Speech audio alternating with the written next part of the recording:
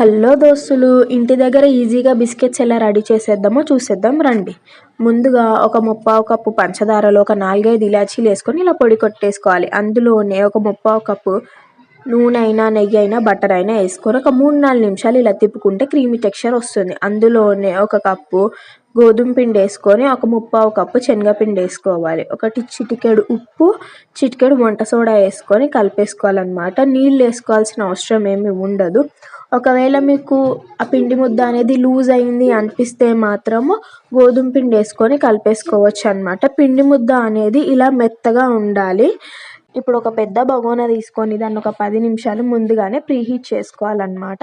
ఇప్పుడు బిస్కెట్స్ మనకు నచ్చిన షేప్లో ఒత్తేసుకొని ఇడ్లీ పాత్రలలో పెట్టుకొని అందులో పెట్టేసుకోవాలన్నమాట. ఒక 25 నిమిషాలు లో ఫ్లేమ్లో. అంతే అండి, మన టేస్టీ బిస్కెట్స్ అయితే రెడీ అయిపోతాయి. పోరగాళ్ళు మస్తు ఇష్టపడతారు. Please subscribe.